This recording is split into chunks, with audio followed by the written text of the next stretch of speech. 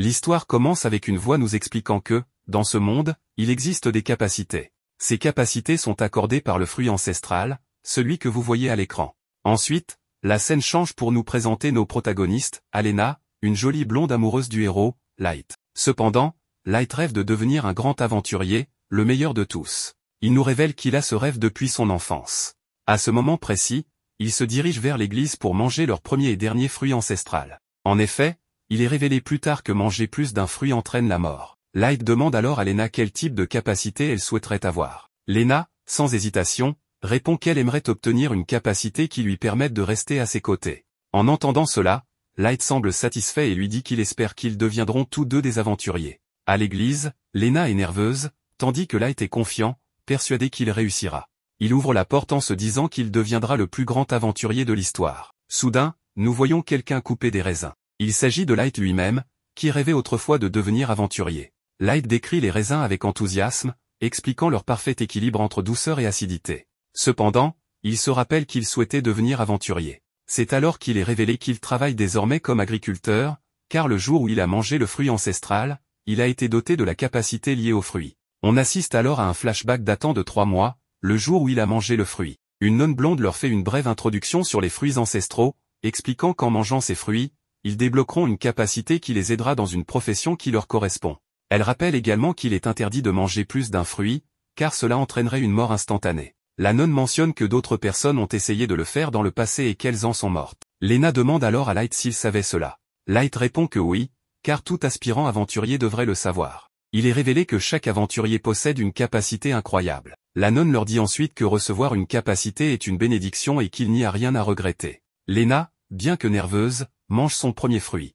Il s'avère qu'elle a été bénie avec la capacité de la Sainte de l'Épée. La nonne blonde, stupéfaite, s'approche rapidement de Lena, lui disant qu'elle n'aurait jamais pensé voir une Sainte de l'Épée naître sous ses yeux.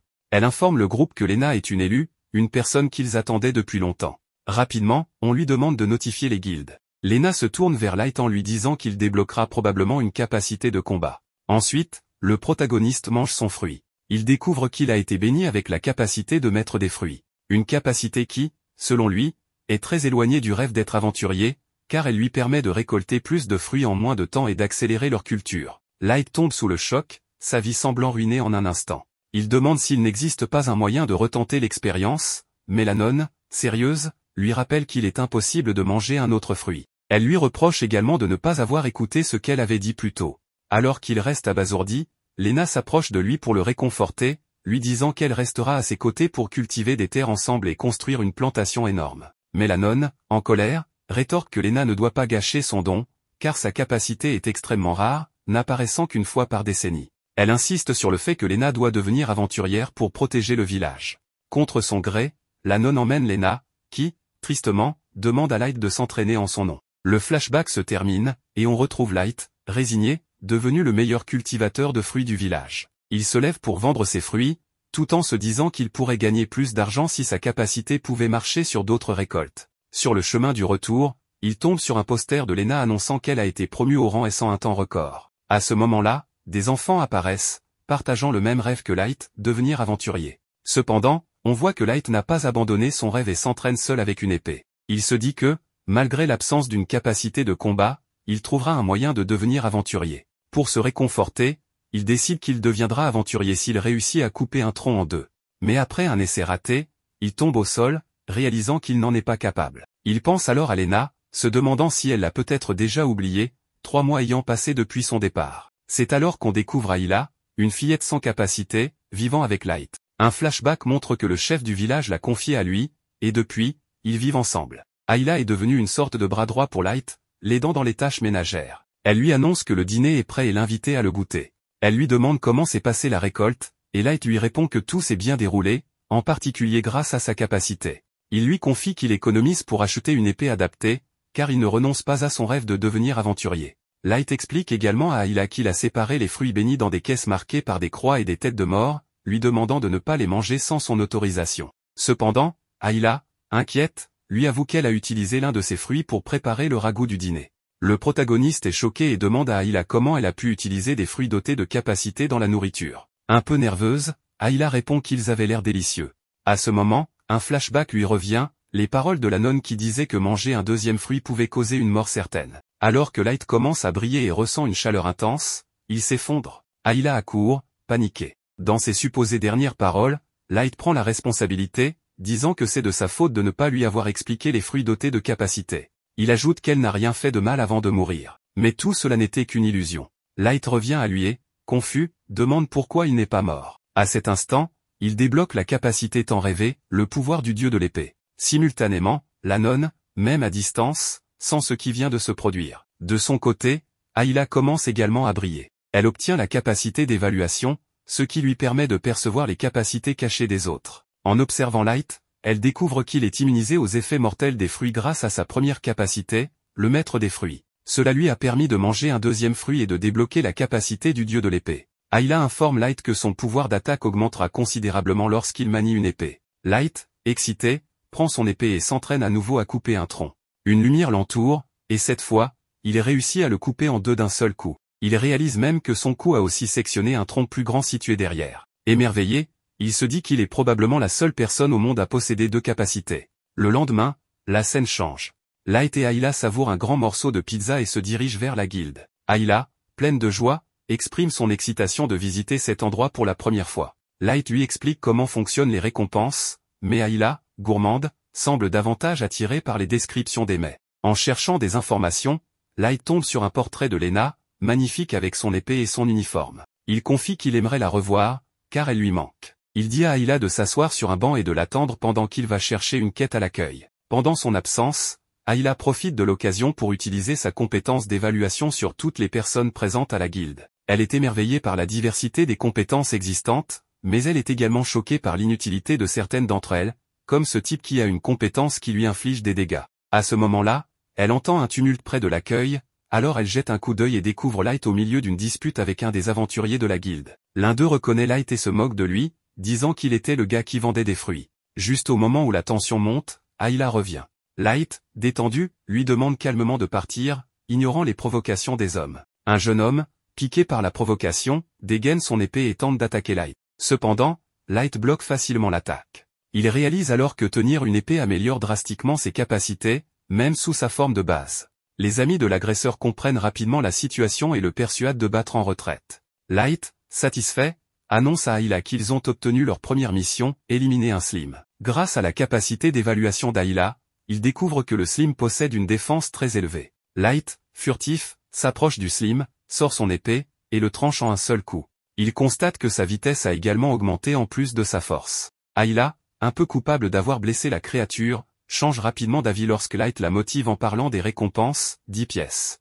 Enthousiaste, elle l'encourage à continuer. Alors qu'il progresse, un cri retentit. Le groupe découvre que le jeune agresseur est attaqué par un ogre. L'ogre frappe violemment, projetant l'homme au loin. Light décide d'intervenir. Ayla lui signale que l'ogre semble désormais focalisé sur lui. Un peu nerveux, Light esquive habilement les attaques, mais Ayla lui rappelle que la capacité du dieu de l'épée augmente uniquement son attaque, pas sa défense physique. Un coup direct de l'ogre pourrait lui être fatal. Light se prépare à attaquer, se remémorant Lena, déterminé à réussir, peu importe le prix. Il active pleinement son pouvoir et, avec un seul coup d'épée, terrasse l'ogre. Le monstre ne bouge plus, et le danger est écarté. Ayla court vers Light pour s'assurer qu'il va bien. La scène change, et les agresseurs, initialement en fuite, reviennent pour observer la bataille. Light retourne à la guilde, où tous sont stupéfaits d'apprendre qu'il a non seulement vaincu le Slim, mais également un ogre. La réceptionniste lui demande d'attendre un instant. Les amis du jeune homme agressif s'approchent alors de Light, mais un événement inattendu interrompt la conversation. Lena fait son retour au sein de la guilde. En la voyant,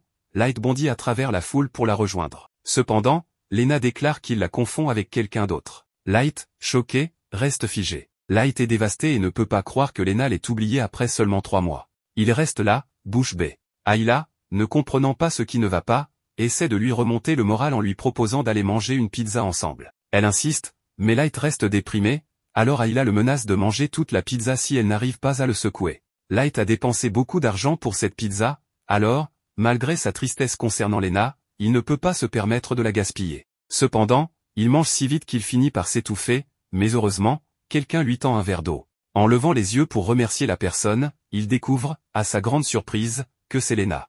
Il est sur le point de crier son nom, mais Lena lui couvre la bouche et lui dit de rester silencieux, sinon Groose les entendra. Elle s'assoit à leur table, et Ayla se présente puisqu'elle rencontre Lena pour la première fois. Sans tarder, Light demande à Lena ce qu'elle fait à la guilde. En réalité, Lena se posait la même question à propos de Light, car elle ne s'attendait pas à le voir à la guilde. Light explique fièrement qu'il est devenu aventurier avec Ayla et raconte toute l'histoire de l'incident du fruit de compétence qui lui a permis d'acquérir une seconde compétence.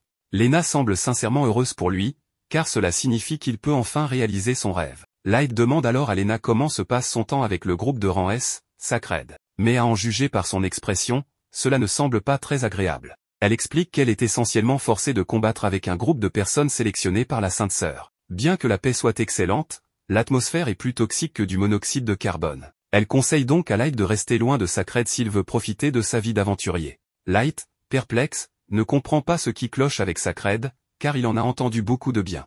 Lena raconte alors un incident survenu 2 mois plus tôt, lorsqu'ils ont affronté un serpent géant. Les serpents étant faibles au feu, Groose a ordonné au mage de l'attaquer, mais ce dernier a été trop zélé et a également incendié une ferme voisine. Quand Lena a voulu signaler l'incendie pour l'éteindre, Groose n'en avait rien à faire, considérant que leur mission était accomplie une fois le serpent tué. La Sainte Sœur, informée de l'incident, s'en préoccupait encore moins, disant que seule leur gloire en tant que héros comptait. Lena ne révèle pas directement à Light les idéaux tordus de son équipe, mais il devine qu'elle est malheureuse. Il lui propose alors de se joindre à lui et à Ayla, mais elle refuse, disant qu'elle ne peut pas quitter Sacred à cause de certaines circonstances. Même si elle affirme que tout va bien, Light remarque ses larmes et sait que quelque chose ne va pas. Lena, ne voulant pas l'impliquer dans ses problèmes, quitte la table. Plus tard, Light se rend au comptoir pour récupérer sa récompense pour avoir tué l'ogre et reçoit 10 000 pièces d'or, une somme qu'il n'avait jamais vue auparavant. Cependant, il ne peut pas se réjouir, étant préoccupé par Lena. Ayla suggère alors qu'il parle directement à Groose, le chef du groupe Sacred, dont la porte du salon est ouverte. Dans le salon, Groose se vante de ses exploits devant 2 dames, racontant notamment comment il a terrassé un grizzly maléfique. La réceptionniste entre pour l'informer qu'un village a porté plainte contre lui. Ils affirment que l'attaque de feu utilisée par Sacred a asséché leur réservoir d'eau. Groose balaie la plainte en prétextant que les dommages collatéraux sont inévitables. En réalité, il prend plaisir à causer des problèmes aux faibles, qu'il considère comme insignifiants. Light, ayant tout entendu, est furieux. Il exige que Groose libère Lena de Sacred, voyant qu'elle souffre, mais Groose ne le prend pas au sérieux et appelle la sécurité pour expulser Light du salon. Ayla se précipite aux côtés de Light pour lui demander s'il va bien, et Light répond qu'il n'a rien de grave. Cependant, les autres aventuriers avertissent Light qu'il ne faut pas provoquer Groose. Même s'il est exécrable, l'énervé reviendrait à s'attirer les foudres de la Sainte Sœur. Et si elle a une dent contre vous, vous pouvez dire adieu à votre carrière d'aventurier. Le lendemain, tous les membres de Sacred se réunissent dans le salon, où ils savourent leur grandeur autoproclamée. Lena, cependant, repense à ce que Light lui a dit à propos de quitter Sacred si cela la rendait si malheureuse. Elle finit par rassembler son courage et déclare à tout le monde qu'elle souhaite vivre selon son propre code moral en tant qu'aventurière, raison pour laquelle elle quitte Sacred immédiatement. Alors qu'elle s'apprête à partir, Groose se précipite devant elle et menace de la tuer pour avoir osé le défier. Lena est sur le point de dégainer son épée pour se défendre, mais elle réalise qu'avec sa compétence de sainte épéiste, il lui serait toujours impossible de vaincre Groose en combat singulier. Elle est donc contrainte de se soumettre et retire sa main de son arme. Groose lui assène une gifle qui la projette au sol, puis commence un discours moralisateur à moitié convaincant sur la nécessité de persévérer pour le bien des gens que leur groupe sauvera à l'avenir. Il affirme qu'elle devra persévérer jusqu'au jour où elle mourra au combat. Ce même jour, le groupe Sacred est sur le point de quitter la ville, et Lena s'est résignée à une vie d'asservissement sous les ordres de Groose. Cependant, alors qu'ils s'apprêtent à partir, leur chemin est bloqué par Light. Groose lui demande pourquoi il se tient en travers de leur chemin. Light déclare alors qu'il est venu chercher son ami. Il dit à Lena qu'Ayla et lui prévoit de chasser des monstres et qu'ils aimeraient qu'elle les accompagne. Après tout, ils ont fait une promesse, devenir aventuriers ensemble, et il a l'intention de tenir cette promesse. Lena se souvient de cette promesse et aimerait suivre Light, mais elle n'a pas la force de s'opposer à Groose. Elle demande donc à Light de la laisser tranquille avant qu'il ne se blesse. Groose, voyant que Lena rejette l'offre de Light, tente de le faire partir, mais Light refuse d'abandonner. À la place, il déclare vouloir un duel avec Groose pour obtenir la liberté de Lena. Groose refuse d'abord, affirmant qu'il n'a aucune raison de combattre un inconnu. Mais Light le provoque en insinuant qu'il a peur de perdre contre un simple inconnu. Ne pouvant tolérer un tel affront public, Groose accepte finalement le duel, prévoyant de faire de Light un exemple. Il impose cependant une condition, si Light perd, il sera banni de la guilde des aventuriers pour toujours et ne pourra plus jamais remettre les pieds en ville. Light accepte ces conditions, mais Lena tente de le dissuader, car elle pense qu'il ne peut pas gagner un duel à l'épée contre Groose. Le combat commence, et Groose dégaine son épée. Avant qu'il n'attaque, Ayla scanne ses compétences et avertit Light que Groose possède la compétence vitesse divine, qui lui permet de combler la distance avec son adversaire presque instantanément. Light se prépare avec son épée, mais pour équilibrer les choses, il annonce qu'il possède les compétences maître des fruits et dieu de l'épée. Groose ne le croit pas, jugeant impossible que quelqu'un puisse avoir deux compétences. Groose se précipite pour attaquer, et Light peine à voir venir le coup, mais il parvient à le bloquer. Groose enchaîne alors les attaques, forçant Light à adopter une posture défensive, incapable de suivre le rythme. Light finit par créer un peu de distance entre eux, mais celle-ci est de courte durée, car Groose apparaît derrière lui et lui assène un coup de genou dans le flanc. Où qu'il soit sur le champ de bataille, Groose peut apparaître instantanément à portée. Il n'y a aucun endroit sûr pour Light. Light reconnaît que Groose est incroyablement fort, mais il refuse d'abandonner et charge à nouveau. Malheureusement, Groose esquive son attaque et, profitant du déséquilibre de Light, détruit son épée. Avec son arme détruite, Light semble en mauvaise posture. Pourtant, Groose, magnanime, propose d'épargner Light si Lena jure de lui être loyale pour le reste de sa vie. Mais Light assure à Lena qu'elle n'a pas à s'inquiéter, car il trouvera un moyen de gagner. Face à la foi que Lena place en lui, Light refuse de céder. Ne trouvant pas d'arme, il emprunte un balai à un spectateur pour continuer le combat. Groose pense que Light se moque de lui, et il n'a pas tout à fait tort, car Light aurait facilement pu emprunter l'épée de Lena. Pourtant, Light est pleinement convaincu qu'il peut vaincre Groose avec ce balai. Il commence alors à visualiser le balai comme une épée et se prépare aux attaques de Groose. Jusqu'à présent, Light était en difficulté parce qu'il se concentrait trop sur les mouvements de Groose. Cependant, grâce à sa compétence de dieu de l'épée, il possède des réflexes incroyables. Cette fois, il décide de se laisser guider par son instinct et d'attaquer au bon moment. Avec cette nouvelle stratégie, le corps de Light réagit automatiquement dès que Groose se trouve à portée. Il utilise alors le balai pour frapper Groose au visage si fort qu'il est projeté contre un mur de briques. Groose s'effondre, inconscient, et Light est officiellement déclaré vainqueur du duel. Pour bien marquer son point, Light se tourne vers les autres membres de sa crède et les avertit, s'ils osent s'en prendre à Lena à nouveau, ils devront affronter sa colère. Il se retourne ensuite vers Lena et lui annonce qu'elle est enfin libre. Une fois encore, il l'invitait à rejoindre son équipe, et Lena accepte avec joie. Une semaine s'est écoulée depuis le duel entre Light et Groose, et peu de choses ont changé. Light continue de faire pousser ses fruits, son activité principale, mais il est désormais accompagné de Lena, ce qui le rend beaucoup plus heureux. Lena a préparé le déjeuner pour tout le monde, et pendant qu'il mange, elle interroge Light sur les blessures qu'il a subies en affrontant Groose. Light lui assure qu'il se sent très bien maintenant et qu'il peut enfin partir en mission avec elle. Cela aurait normalement été un rêve devenu réalité pour Light, mais un problème persiste. De temps en temps, Lena reçoit la visite d'un émissaire envoyé par la Sainte Sœur. Depuis une semaine, ces émissaires tentent de convaincre Lena de rencontrer la Sainte Sœur pour discuter de sa décision de quitter sa crède. Lena refuse catégoriquement, affirmant qu'il n'y a rien à discuter et que rien ne pourra lui faire changer d'avis. Malheureusement, en raison de la rancune de la Sainte Sœur à leur égard, Lena et Light sont désormais ciblés. Quand ils se rendent à la guilde pour choisir une quête, ils ne se voient proposer que les pires missions, comme tuer des rats dans les égouts. Ces tâches paient très peu, et leurs finances deviennent difficiles. Pourtant, Lena ne semble pas contrariée. Cela lui permet d'aider directement les gens en reconstruisant des maisons détruites, en nettoyant les égouts ou en retrouvant des chats disparus. À la fin de la journée, ils n'ont gagné que 100 pièces, à peine de quoi acheter 3 pizzas. Mais même avec un salaire aussi bas, Lena est beaucoup plus heureuse maintenant qu'elle peut véritablement rendre les gens heureux. De son côté, Light s'amuse plus que jamais. Pendant ce temps, dans la cathédrale de la Sainte Sœur, celle-ci informe son assistant qu'elle prévoit de confier à l'équipe de Lena une vraie mission très bientôt. Cependant, cette mission est de rang S, l'un des niveaux les plus difficiles. Il est possible qu'elle espère secrètement que Light y trouve la mort. Light, Ayla et Lena, heureux, ils se rendent à la guilde des aventuriers pour s'inscrire officiellement à la mission de rang S, impatients d'avoir enfin l'opportunité de prouver leur valeur, même si les intentions de la Sainte Sœur derrière cette tâche sont malveillantes. Le réceptionniste de la guilde leur demande s'ils sont vraiment sûrs de vouloir s'engager et s'ils seront capables de gérer une telle mission. Light répond en affirmant que leur équipe est assez forte pour relever ce défi. Le réceptionniste le remercie pour son courage et lui conseille d'agir rapidement, car chaque minute compte. Lena interroge le réceptionniste sur les détails de la mission, notamment le type de monstre qu'ils devront affronter, mais celui-ci avoue ne rien savoir à ce sujet. Il explique que, il y a 2 mois, une équipe d'aventuriers s'était rendue dans la vallée obscure pour effectuer un recensement des monstres, mais n'était jamais revenue, disparaissant complètement. Pour les retrouver, d'autres équipes d'aventuriers avaient été envoyées, mais elles aussi avaient disparu, l'une après l'autre. Au total, 18 aventuriers de rang AB ont disparu en 2 mois, ce qui fait hésiter Light, qui ne s'attendait pas à une mission aussi imprévisible et effrayante. En consultant la liste des aventuriers disparus, Lena reconnaît certains d'entre eux comme ses anciens mentors, ceux qui lui ont tout appris lorsqu'elle a commencé sa carrière d'aventurière dans cette ville. Personne ne sait ce qui se passe dans cette région, et la seule information connue est que tous les aventuriers disparus se sont rendus dans l'ancien manoir du comte de Mont. Le manoir, qui semble hanté, a été construit il y a 30 ans par un homme ayant fait fortune en tant qu'aventurier. Cependant, aucun document n'indique quelles compétences il possédait. Lorsque le comte est décédé il y a quelques années, le manoir a été laissé à l'abandon. Le réceptionniste informe de nouveau le groupe de Light sur les conditions de la quête, ils doivent retrouver tous les aventuriers disparus et déterminer la cause de leur disparition.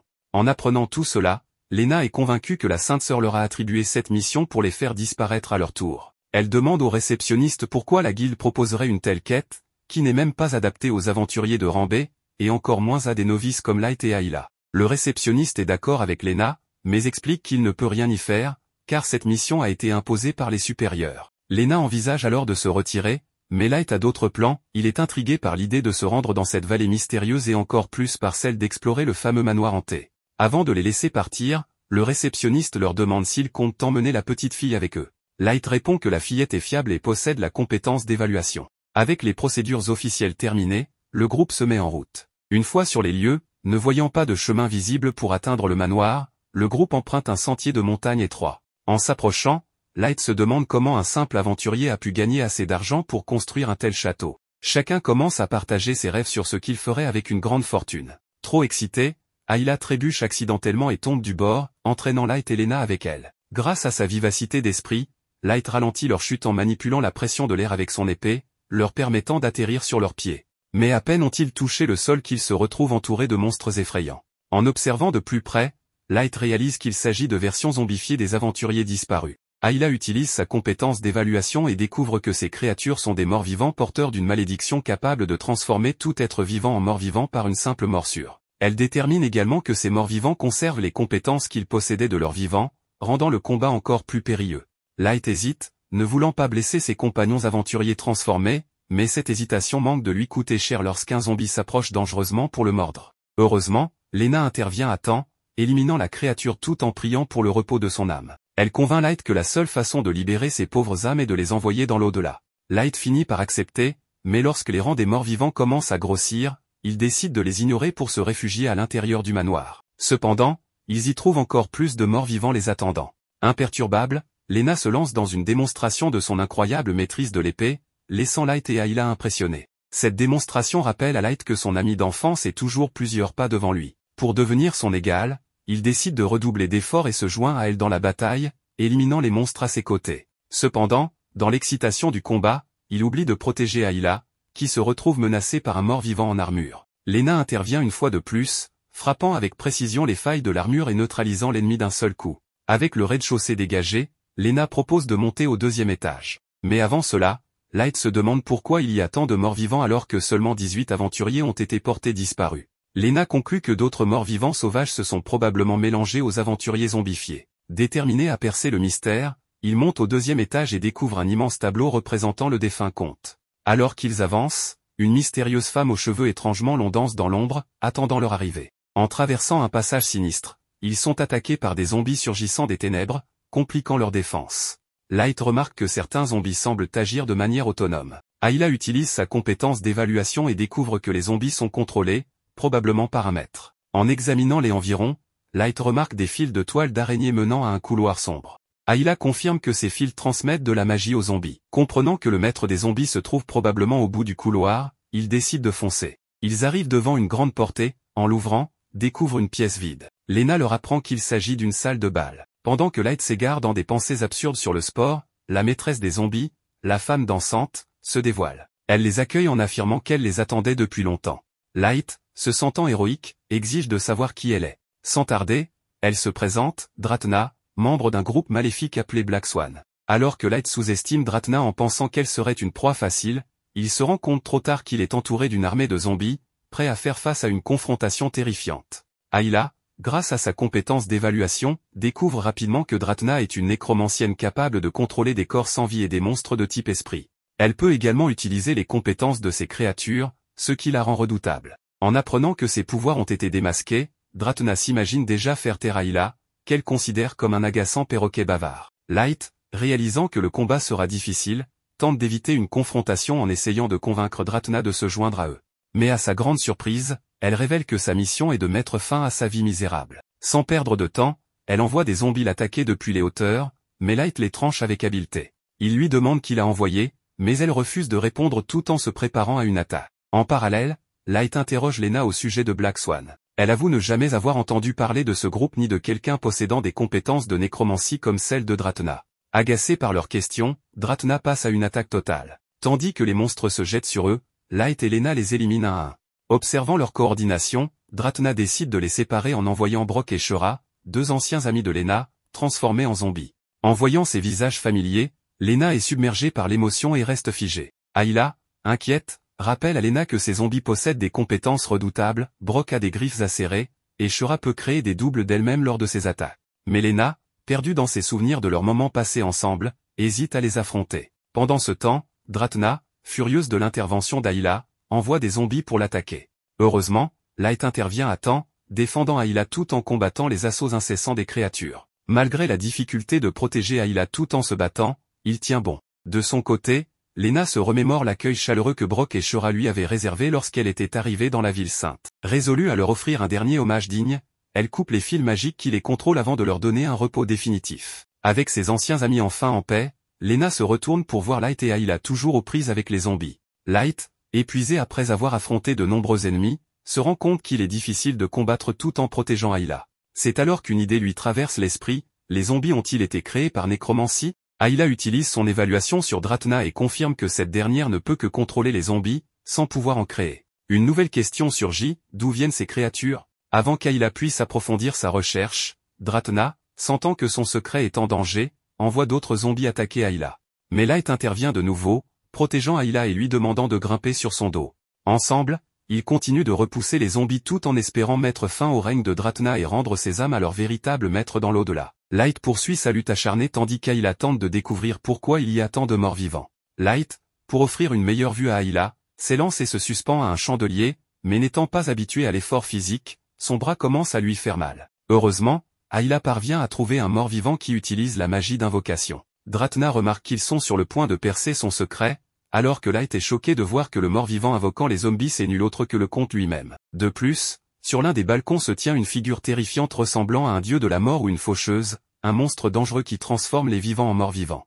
La créature attaque Light, mais il parvient à esquiver, sachant que tout contact avec sa boue ou sa faux le condamnerait à devenir un mort-vivant. Les garçons pensent que Dratna contrôle la faucheuse, mais elle révèle que c'est en réalité le comte qui l'a invoqué. Cependant, il est finalement devenu un mort-vivant à cause de son propre monstre. Light comprend alors que les disparitions ont commencé parce que le comte invoquait la faucheuse. Tous les aventuriers venus sur place ont rencontré une fin tragique face à elle. Troublé, Light se demande pourquoi un aventurier aussi accompli que le comte aurait invoqué un tel monstre. Dratna lui explique que Light est naïf, cherchant toujours à voir le bon côté des choses. Elle lui demande s'il connaît les compétences tabous, précisant que leur possession entraîne le rejet et la haine des autres. L'invocation, compétence du comte, est l'une de ses aptitudes tabous. D'abord traité en héros grâce à son pouvoir, le comte a commencé à susciter la méfiance lorsqu'il a invoqué des monstres puissants. Les gens ont alors imaginé qu'il pourrait un jour se retourner contre eux, ce qui a conduit le peuple et le gouvernement à le craindre et à l'accuser à tort de trahison.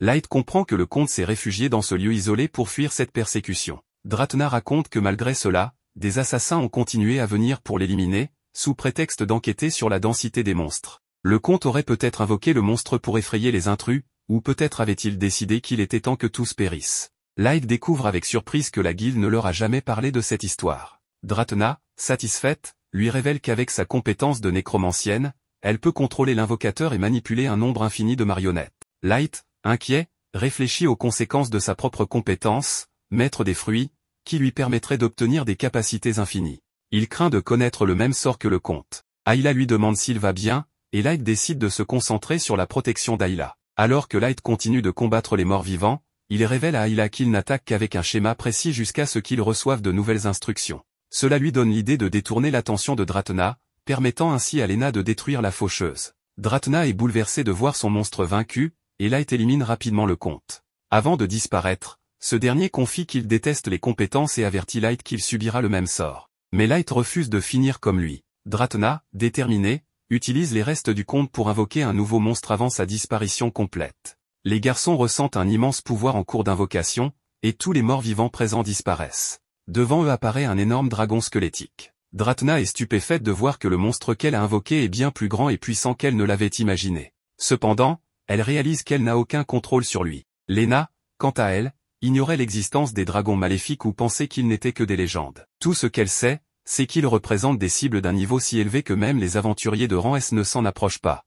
Ayla avertit ses amis qu'ils ne doivent pas affronter cette créature, car le dragon maléfique est résistant aux attaques tranchantes. Malgré cela, Light refuse d'abandonner et tente une attaque avec son coup démoniaque, mais son épée se brise. Il esquive de justesse une attaque du dragon et se demande ce qu'il pourrait bien faire contre une telle menace. Ayla propose alors une idée, il montre à Light une des fameuses fruits de compétence. Lena, surprise, demande pourquoi Ayla possède un tel fruit, tandis que Dratna, impressionnée par le dragon qu'elle ne peut contrôler, finit par s'évanouir. Un mystérieux individu surgit à ce moment et emporte Dratna. Le dragon maléfique attaque les garçons. Light, après avoir esquivé, déclare qu'il n'a d'autre choix que de manger l'un des fruits dans l'espoir d'obtenir une compétence utile. Lena s'oppose à cette idée, la jugeant trop risquée, car le fruit pourrait lui conférer une compétence incompatible avec ses aptitudes. Light lui répond qu'ils n'ont pas d'autre alternative et qu'il ne craint rien grâce à sa compétence de maître des fruits, qui le rend immunisé contre leur poison.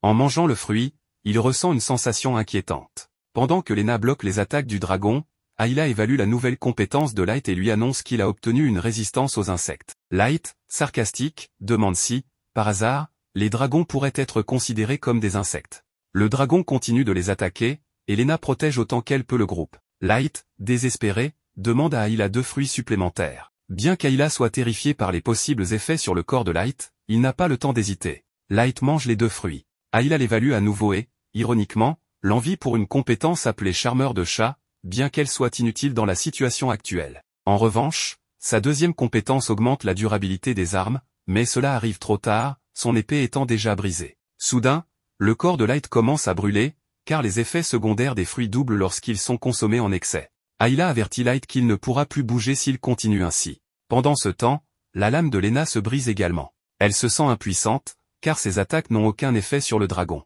D'un coup de queue, le dragon projette Lena contre un mur. Light, acculé, mange un dernier fruit dans l'espoir d'obtenir une compétence utile. Sa main commence à briller, le laissant stupéfait. Alors que Lena est au bord de l'inconscience, Light distrait le dragon en lui lançant une pierre pour attirer son attention. Il s'excuse auprès de Lena pour son retard. De l'autre côté, nous voyons la sœur sacrée, furieuse, observant son miroir avec colère. Revenant au garçon, Lena demande à Ayla quelle compétence Light a obtenue. Cette dernière révèle qu'il s'agit de la compétence fée du sommeil, capable d'endormir toute personne inhalant sa poussière. Light tente alors d'endormir l'énorme dragon, mais celui-ci lutte pour rester éveillé et commence à provoquer des ravages.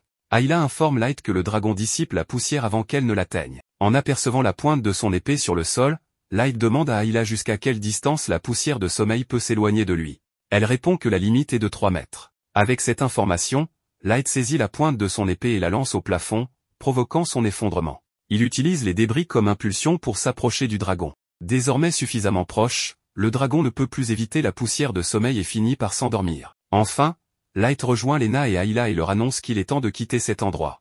Alors que tout commence à s'effondrer autour d'eux, Lena aperçoit un objet au sol, le ramasse et s'échappe avec ses compagnons juste avant que le château ne s'écroule complètement. Une fois dehors, Light suggère qu'il est temps de récupérer leur récompense, de se reposer et de savourer un bon repas. Cependant, dans une scène suivante, alors qu'ils reviennent en ville, Light est visiblement en mauvais état. Il s'accroche aux rênes du cheval, tentant de tenir bon. Un peu plus tard, ils atteignent enfin la ville. Lena demande aux gardes d'ouvrir les portes, et Light en profite pour remercier Ayla, reconnaissant que sans elle, il n'aurait pas réussi. Il s'apprête également à féliciter Lena, mais s'effondre avant d'y parvenir, provoquant l'inquiétude des 2 filles. Pendant ce temps, dans le sanctuaire de la sœur sacrée, on découvre que c'est elle qui avait envoyé Dratna pour éliminer Light. Elle interroge l'associé de Dratna sur ce qu'il pense du maître des fruits. Celui-ci répond qu'il a été surpris de voir Light vaincre le dragon maléfique, mais qu'il estime que Light ne représente pas une menace pour Black Swan. Après son départ, la sœur sacrée admet qu'elle ne s'attendait pas à ce que Light soit si puissant. Elle se demande si cela provient du pouvoir de la prieuré ou de quelque chose d'encore plus spécial. En ce moment, notre groupe passe une journée très paisible à la maison, et la petite Ayla est en train de s'occuper du champ, pendant que Lena prend une bonne douche. Peu après, on peut voir les 2 filles dans la cuisine, contentes de pouvoir se débrouiller seules sans l'aide de Light. Alors qu'elles se réjouissent, soudain, le protagoniste fait une entrée fracassante dans la cuisine disant qu'il va bien. Mais les filles l'emmènent immédiatement se reposer, car il doit récupérer autant que possible. Rappelons qu'il a mangé 4 fruits d'un coup, ce qui a évidemment eu des conséquences. Pour l'instant, qu'il le veuille ou non, il doit rester alité. Bien sûr, on lui a préparé un repas excellent pour l'aider à se remettre. Alors qu'elles attendent que Light se repose, les deux filles sont convoquées par la guilde des aventuriers pour donner des détails sur le dragon maléfique. Elles doivent donc s'absenter un moment. À leur arrivée, la réceptionniste leur annonce que dans 1 heure, Lena devra se présenter en salle d'audience. Oui, dans 1 heure seulement. Et pour ne rien arranger, Ayla ne pourra pas l'accompagner, car elle n'est pas enregistrée comme aventurière. Sans trop de complications, la blonde décide de l'inscrire sur le champ. Bien entendu, les critiques et commentaires ne tardent pas à fuser. Même Ayla se sent un peu mal à l'aise, pensant qu'elle n'a pas du tout sa place ici. Mais Lena balaie ses inquiétudes en lui affirmant qu'elle possède une capacité très utile et qu'elle est incroyablement intelligente. Lena comprend que, vu son âge, Ayla puisse se soucier de son image. Alors, elle décide de l'emmener faire du shopping et, bien sûr, elle lui paiera tout.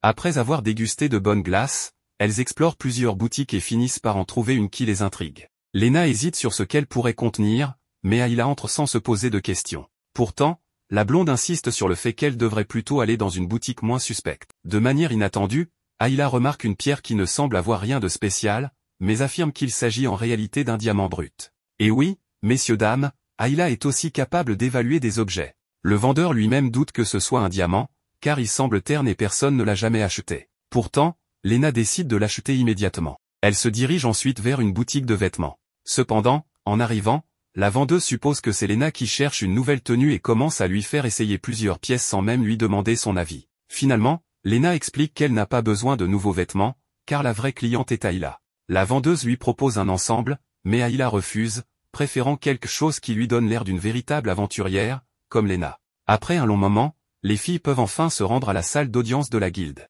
Ayla arbore désormais une toute nouvelle tenue. Pendant ce temps, notre protagoniste ne peut pas passer la journée entière à dormir. Il commence donc à faire de l'exercice, mais la fée du sommeil le réprimande, estimant qu'il devrait plutôt se reposer pour récupérer. Lui, de son côté, a du mal à accepter que tout le monde félicite Lena et Ayla pour avoir vaincu le dragon maléfique. Ce n'est pas qu'il soit jaloux ou quoi que ce soit, mais il aimerait lui aussi recevoir des éloges. Cela semble inévitable, le protagoniste veut se rendre à la guilde. En chemin, la réceptionniste avoue être rassurée de voir Lena ici, car ils ont besoin de recueillir le maximum d'informations sur le dragon. Lena répond qu'elle les aidera autant que possible, mais dans son esprit, elle nous confie qu'elle ne compte pas simplement donner des informations et partir comme si de rien n'était.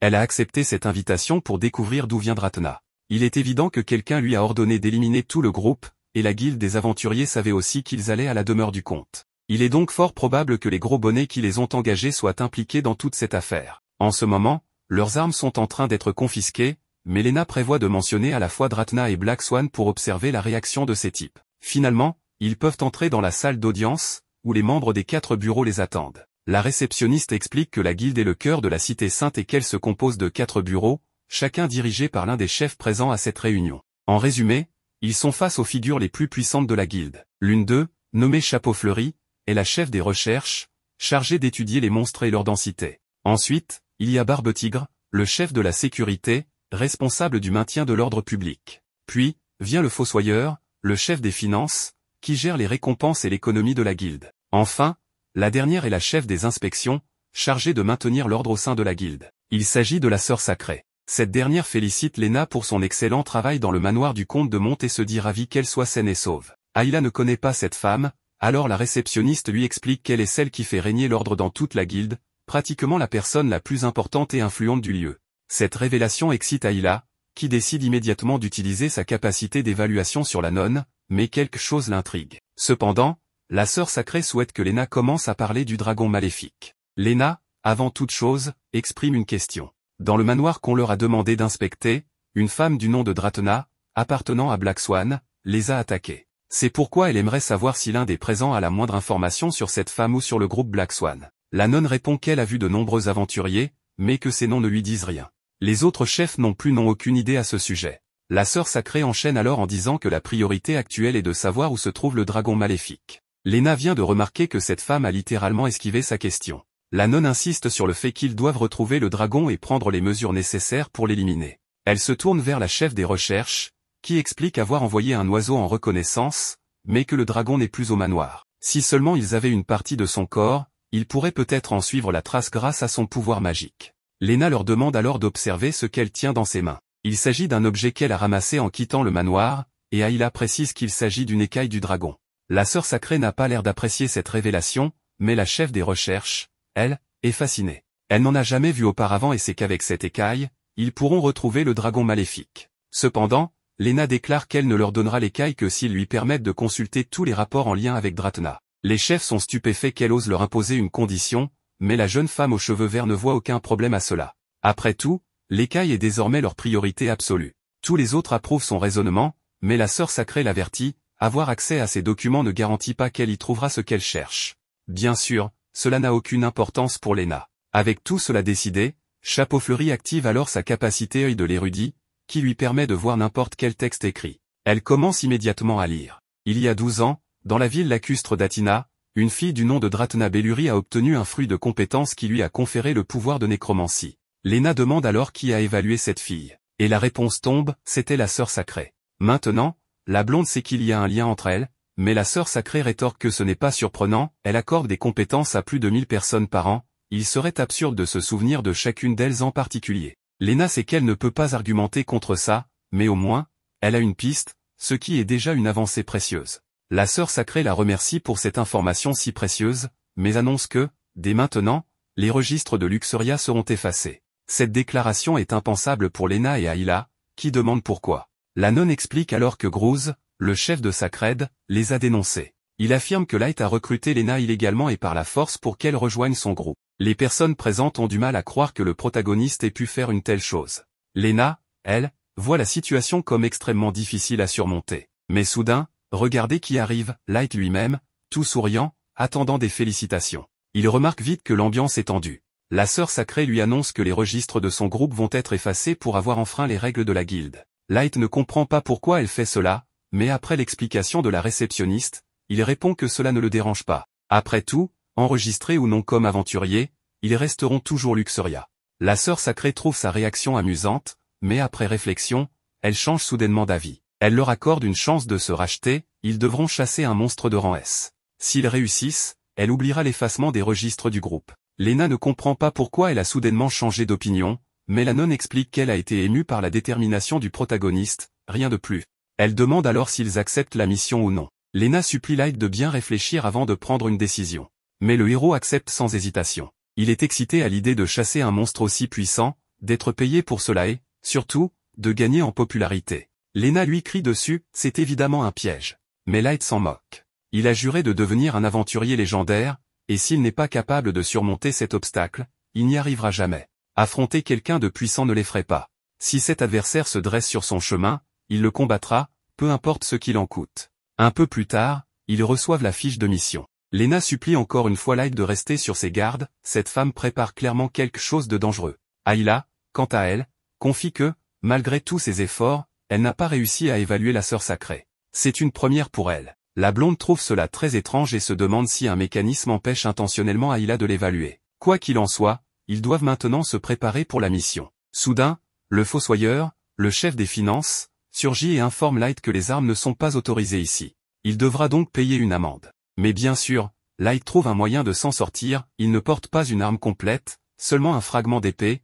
inutile en l'état. Le chef des finances se laisse convaincre et le laisse passer pour cette fois. Mais il lui rappelle une chose, puisque son épée est un prêt de la guilde, il devra payer une lourde amende plus tard. Peu après, la réceptionniste s'étonne de voir Light revenir une fois de plus avec son équipement cassé. Elle l'avertit que s'il abîme encore une arme, la guilde ne lui en prêtera plus et il devra partir en mission avec une épée brisée, à moins d'en obtenir une nouvelle par lui-même. Light comprend qu'il est temps pour lui de se forger sa propre lame. La réceptionniste lui conseille alors de consulter un spécialiste qui pourra lui fabriquer une arme sur mesure, lui permettant ainsi d'exploiter pleinement son potentiel. Désormais, le protagoniste s'apprête à commander sa propre épée. Lena, de son côté, annonce qu'elle va se rendre à Athina pour enquêter sur Dratna, car la fabrication d'une épée prend au minimum quelques jours. Ils se retrouveront après cela pour commencer la mission. Le protagoniste rencontre des difficultés dans l'atelier pour fabriquer son épée, car on lui fait savoir que la majorité du district soutient la sœur sacrée. Ainsi, personne n'est disposé à l'aider. L'homme demande alors à Light de trouver une solution,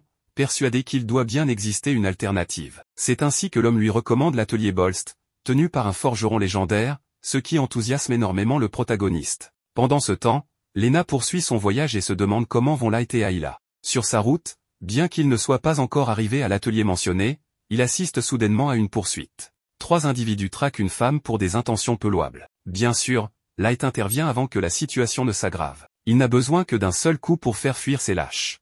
La femme, qui se présente sous le nom de Monica, le remercie pour son aide. Après les présentations, elle les invite à boire du thé chez elle, mais Light décline l'invitation, expliquant qu'ils doivent se rendre à l'atelier Bolst. À sa grande surprise, Monica leur révèle qu'il s'agit de son atelier. Le protagoniste suppose qu'elle est une simple apprentie, mais Monica leur montre l'atelier et explique qu'elle gère tout toute seule. Elle les accueille donc dans l'atelier de la forgeronne Monica Bolst.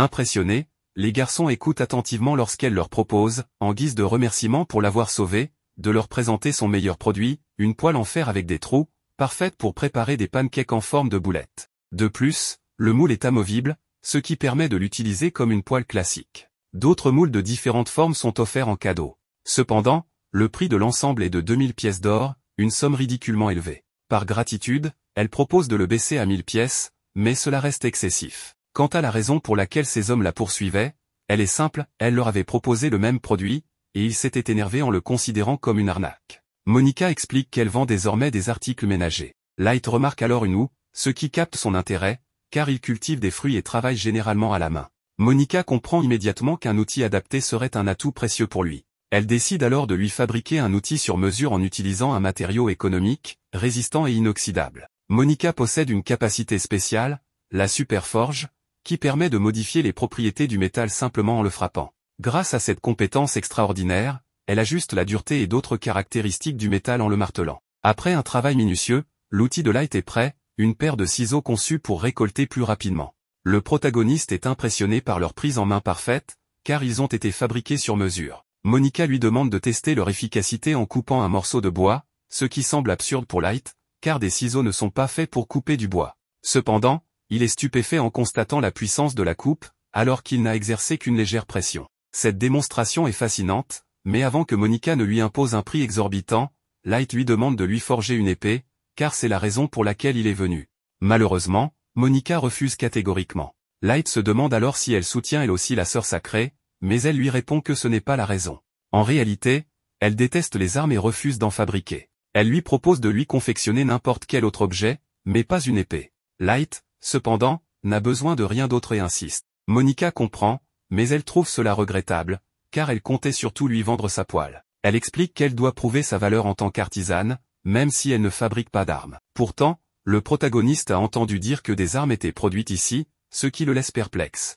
Monica clarifie alors la situation, il doit s'agir de l'autre atelier Bolst, situé juste en face. Dans cet autre atelier, les artisans sont débordés et peinent à accomplir 20% des commandes hebdomadaires. C'est alors que Monica intervient et demande à son père, qui n'est autre que le propriétaire de cet atelier, de fabriquer une épée pour Light. Cependant, son père refuse d'obéir à sa fille, estimant que les articles ménagers qu'elle produit sont des futilités. Monica, de son côté, est en désaccord avec son père, qu'elle accuse de forger des armes pour des marchands louches et des individus mal intentionnés. Le conflit entre Monica et son père ne semble pas près de s'arranger, et elle décide finalement de partir. Le protagoniste demande alors à Ivar, le grand forgeron, s'il peut lui fabriquer une épée, mais celui-ci refuse, expliquant qu'il a déjà trop de commandes. Déçu, le héros reste néanmoins déterminé à convaincre Monica de lui forger son arme. C'est alors qu'apparaît Cain, un apprenti d'Ivar. Il reconnaît Light et se souvient de son combat contre Gruz avec une simple balai, ce qui lui vaut son admiration. Light rit en expliquant que c'est précisément à cause de cela qu'il a été rejeté par les partisans de la sœur sacrée.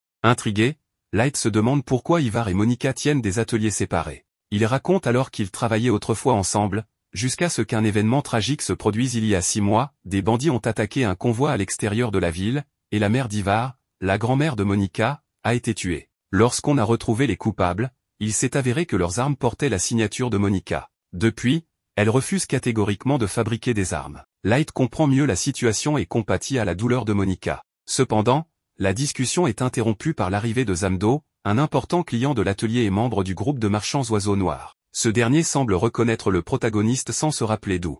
Ivar intervient et demande à Zamdo ce qu'il veut. Celui-ci annonce un énorme contrat, il compte acheter des armes chaque semaine pendant 1 an. Cain trouve cette demande insensée, car l'atelier a déjà du mal à honorer les commandes actuelles. Mais Zamdo menace d'utiliser Monica pour forger des armes bon marché et de haute qualité, en exploitant son don exceptionnel. Il ajoute qu'il n'hésitera pas à recourir à la force pour la contraindre. Devant cette menace, Ivar n'a d'autre choix que d'accepter l'accord. Cain explique ensuite à Light que le groupe Oiseau Noir exerce une pression constante sur Ivar, et que s'il refuse d'obtempérer, Monica en subira les conséquences. Ivar supplie Light de ne rien dire à sa fille, car il veut la préserver de cette sombre réalité. Plus tard dans la soirée, Light et Ayla rendent visite à Monica, mais pas pour lui parler d'épée. Il l'invite à manger une pizza, et bien qu'étonnée, elle accepte, décidant même de payer l'addition pour exprimer sa gratitude envers Light, qui lui a sauvé la vie. Pendant ce temps, Zamdo rencontre la sœur sacrée, qui lui ordonne d'accélérer la production d'armes. Il lui assure que ce ne sera pas un problème et mentionne qu'il a aperçu Light dans le quartier des artisans.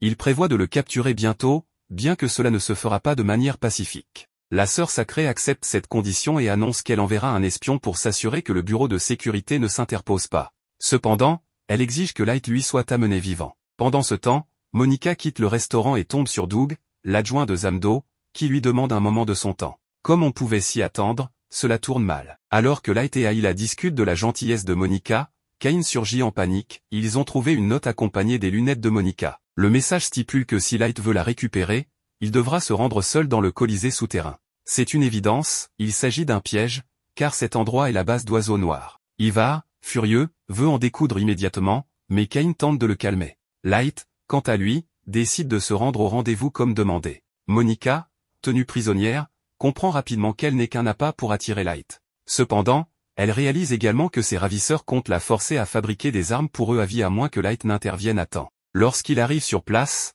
les bandits libèrent un énorme taureau pour l'attaquer, et tous les hommes se jettent sur lui pour l'empêcher de riposter. Mais Light en a assez. Il invoque alors Morphée, qui endort tout le monde en un instant. Monica, complètement déconcertée, ne comprend pas ce qui vient de se passer. Light n'a pas le temps de lui expliquer, l'important, c'est qu'elle est sauvée. Elle lui doit désormais une nouvelle dette. De retour à l'atelier, tout le monde est soulagé de les voir sains et saufs, bien que Monica dorme encore à cause du pollen féerique. Elle se réveillera bientôt, mais en attendant, Light décide de la laisser se reposer. Ivar remercie sincèrement le protagoniste d'avoir sauvé sa fille, avouant à quel point il était inquiet pour elle. Light, humblement, lui répond que ce n'était rien et qu'il est toujours prêt à aider. Après tout ce qui s'est passé, Zamdo pense que ces hommes ont pu capturer le protagoniste, mais il est rapidement surpris de voir que ce n'est pas du tout le cas. Pendant ce temps, Light est avec Ival et promet maintenant de couper toute relation avec Oiseau Noir, même si cela signifie ne plus gagner d'argent pendant un certain temps. Monica lui demande s'il va arrêter de fabriquer des armes, mais il lui répond que non,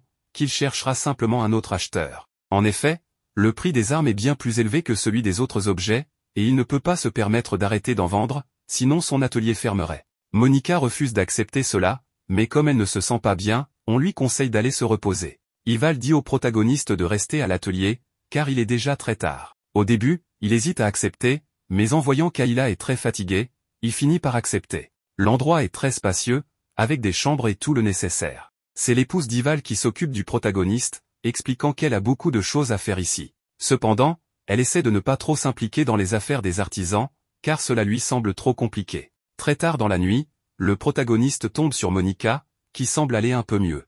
Il lui demande ce qu'elle tient dans ses mains, et elle lui répond qu'il s'agit de la première dague qu'elle a forgée lorsqu'elle était enfant. Elle y est attachée parce que son père, qui complimente rarement, lui avait dit qu'elle avait un grand talent pour la forge en voyant cette arme. Monica avait été très heureuse de recevoir ce compliment. Quand elle a obtenu la compétence de Superforge, elle a cru qu'elle était destinée à devenir forgeronne, mais aujourd'hui, elle se rend compte qu'elle a de nombreux défauts. Le protagoniste lui demande si elle respectait beaucoup son père. Monica répond que oui, car il lui a appris toutes sortes de techniques et elle l'a vu agrandir son atelier au fil des ans en accueillant de plus en plus de personnes. Light veut savoir s'il y a une chance qu'elle se réconcilie avec Ival, mais elle pense que, depuis l'incident avec sa grand-mère, elle ne pourra plus jamais travailler dans le même atelier que son père. Monica demande alors au protagoniste s'il a déjà ôté la vie à quelqu'un. Contre toute attente, il répond que oui, même si c'était à des morts-vivants qui étaient autrefois humains. Il avoue s'être senti perdu en le faisant, mais il a finalement décidé de ne plus hésiter afin de protéger Ayla. Monica est troublée, ne sachant pas si les épées sont quelque chose de bon ou de mauvais.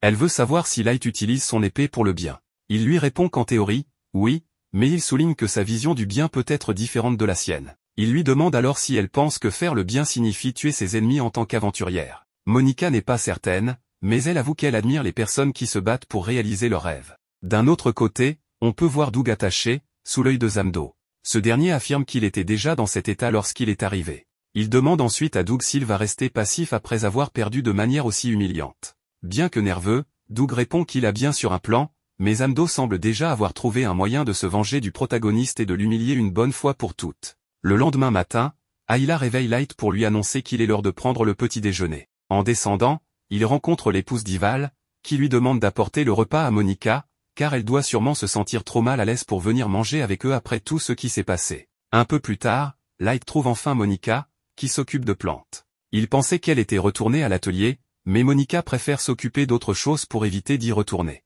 Elle explique qu'elle voulait faire quelque chose pour compenser l'inquiétude qu'elle a causée la veille. Malheureusement, elle craint que cette année ne soit une très mauvaise récolte. Le protagoniste lui demande de le laisser examiner la plante, et quelques secondes plus tard, il la fait littéralement pousser avec ses fruits. Monica est impressionnée par cette capacité, alors Light lui explique qu'il est le maître des fruits et qu'il peut accélérer la croissance des plantes qui en produisent. Monica n'en revient pas, mais ce qui l'intrigue encore plus, c'est qu'il a utilisé une autre capacité la veille pour endormir tous les membres de Oiseau Noir. Light lui explique alors que sa compétence de maître des fruits lui permet de manger autant de fruits de compétence qu'il le souhaite. C'est pour cette raison qu'Ayla en garde toujours un sur elle en cas de besoin. Monica est encore plus sous le choc, car tout le monde sait que manger un deuxième fruit de compétence entraîne la mort immédiate. Light lui explique que, dans des conditions normales, c'est vrai, mais à cet instant, un bruit fort se fait entendre depuis l'atelier. Il s'avère que Oiseau Noir a attaqué l'atelier et capturé tout le monde, y compris Ival. Zamdo explique qu'il ne le laissait pas entrer, alors il a utilisé un peu d'électricité pour les convaincre. Sans perdre de temps, il demande à Light de venir dehors. Il est furieux que le protagoniste ait battu ses hommes, mais cette fois, Light n'a aucune intention de lui laisser la moindre chance et compte bien l'endormir aussi. Cependant, le nuage soporifique n'a aucun effet sur Zamdo, qui semble utiliser l'électricité pour se protéger. Il jure qu'il va réduire tout le monde en cendres, y compris l'atelier. Ayla examine sa capacité et découvre qu'il possède une compétence appelée charge de foudre, qui lui permet d'accumuler et de libérer de l'électricité à volonté. Le protagoniste décide alors de ranger sa dague soporifique et demande à Monica et Ayla de rester en arrière. Il est extrêmement en colère et n'a pas l'intention de faire preuve de pitié cette fois. Zamdo lui rappelle qu'il devra payer les portes coûteuses qu'il a détruites la veille, mais Light réplique que c'est de sa faute, car il a enlevé Monica en premier lieu. Zamdo insiste sur le fait que les armes de Monica devront lui appartenir, quoi qu'il en coûte, car avec son pouvoir,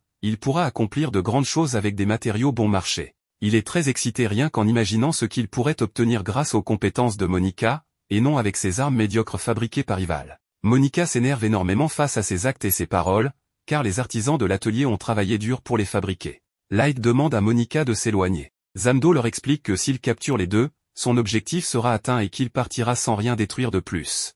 Cependant, le protagoniste n'a pas l'intention de lui faire ce plaisir. Light se lance à l'attaque, mais le bouclier électrique de Zamdo pose un problème. L'ennemi commence à riposter et inflige de lourds dégâts au protagoniste. Zamdo se réjouit, expliquant que s'il voulait simplement le vaincre, il suffirait de le paralyser, mais ce ne serait pas une vengeance assez intéressante. Il veut qu'il souffre autant que possible, et c'est pour cela qu'il commence à lui lancer des sphères métalliques. Monica demande à Ayla d'évaluer le matériau des sphères. La petite fille mentionne qu'elles sont en fer, ce qui donne une idée à Monica. Elle lance littéralement au protagoniste une poêle à pancake pour qu'il puisse attraper les sphères métalliques sans se blesser. Zamdo reprend son attaque, mais contre toute attente, Light a réussi à attraper les sphères grâce à la poêle que Monica lui a confiée et qui attire le fer.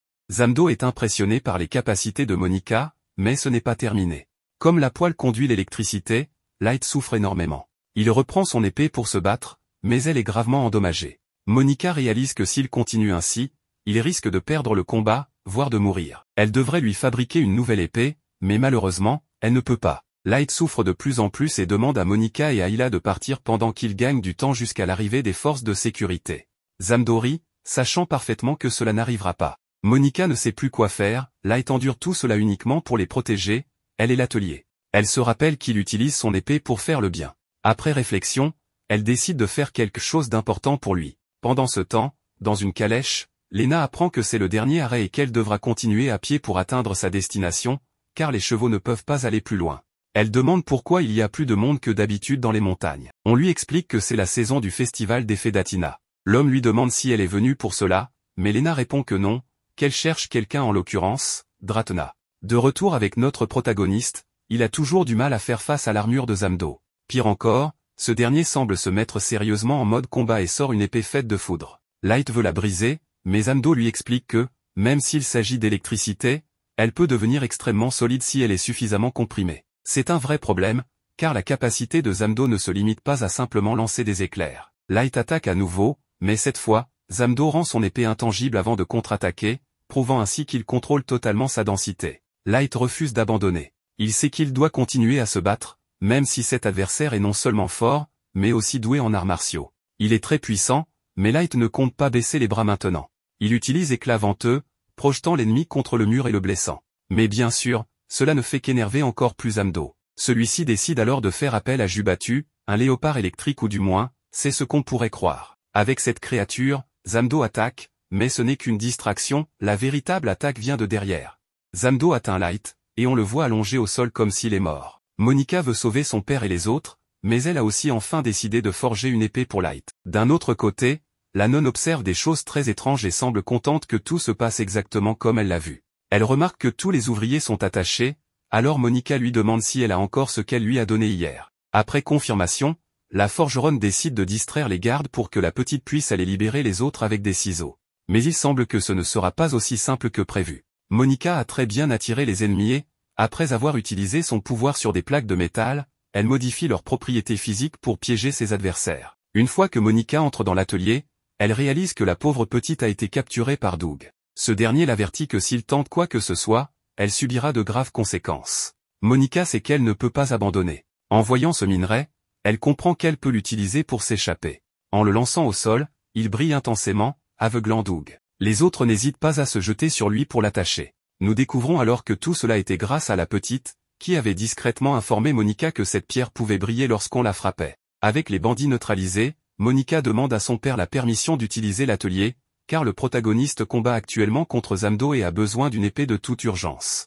Son père accepte et lui dit qu'il peut accélérer le travail grâce à son aide, car il possède la compétence de travail rapide. C'est une excellente nouvelle, car l'urgence est à son comble. Cependant, la situation devient de plus en plus tendue, car les bandits sont juste à l'extérieur et veulent entrer coûte que coûte. Ival décide de barricader l'endroit pour montrer à ces criminels de quoi sont capables les forgerons et pour gagner un maximum de temps. À partir de ce moment, tout le monde se met au travail. Monica ne peut s'empêcher de se rappeler les moments où elle apprenait avec son père. Mais Ival lui rappelle que ce n'est pas le moment d'être nostalgique. En réalité, Monica n'a pas forgé d'épée depuis un bon moment. Elle est toujours en conflit avec les armes, mais ce dont elle est certaine, c'est qu'elle ne doutera plus jamais. Et oui, mesdames et messieurs, Monica s'y remet sérieusement après tout ce temps.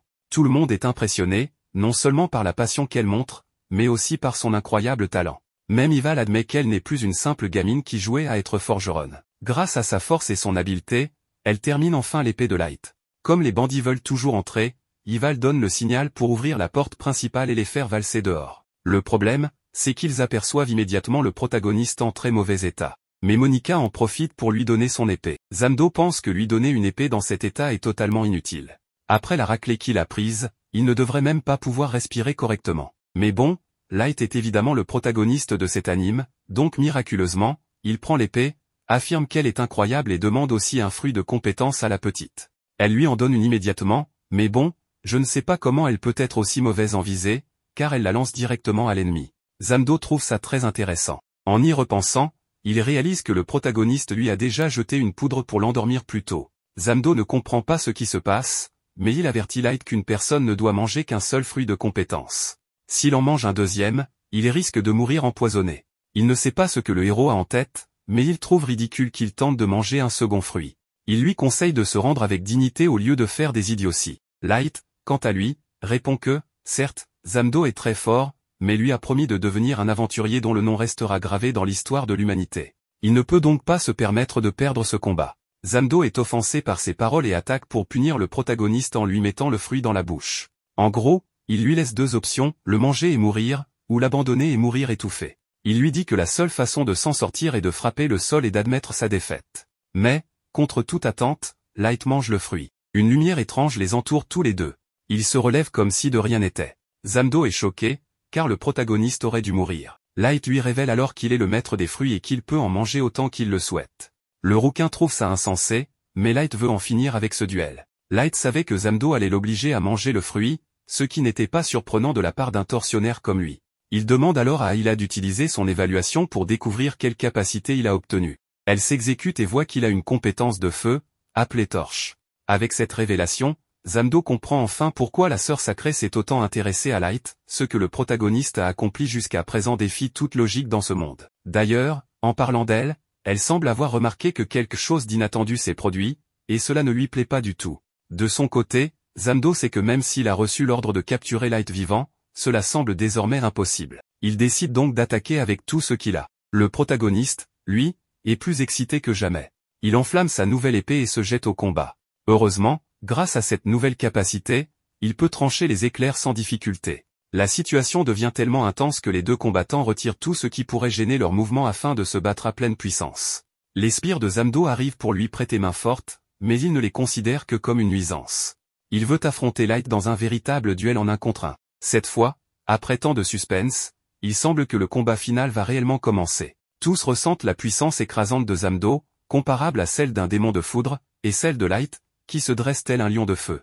Apparemment, les deux adversaires veulent sceller ce combat en un seul échange, car il n'y a plus aucune raison de le prolonger. Monica craint que son épée ne puisse résister à l'affrontement entre l'électricité dévastatrice et les flammes ardentes de Light. Elle prie pour qu'elle tienne au moins le temps nécessaire. Ayla tente de la rassurer, tandis que le protagoniste prépare son attaque ultime. Il lance alors son lion ardent contre la technique Diabolo de Zamdo. L'impact est si énorme que la scène explose littéralement de lumière et d'électricité. Une fois la poussière retombée, les deux combattants restent debout, épuisés. Mais, comme on pouvait s'y attendre, quelques instants plus tard, Zamdo s'effondre. Light est officiellement le vainqueur. Cependant, comme à son habitude, il brise aussitôt son épée. Il remercie immédiatement Monica pour lui en avoir forgé une au moment idéal, mais il s'excuse aussi de l'avoir détruite si rapidement. Monica lui répond que ce n'est pas grave, elle pourra lui en fabriquer une encore meilleure. En larmes, elle le remercie d'avoir défendu cet endroit au péril de sa vie. Doug et les autres veulent se venger de Light pour ce qu'il a fait à leur chef, mais le héros n'a plus aucune patience pour leurs idioties.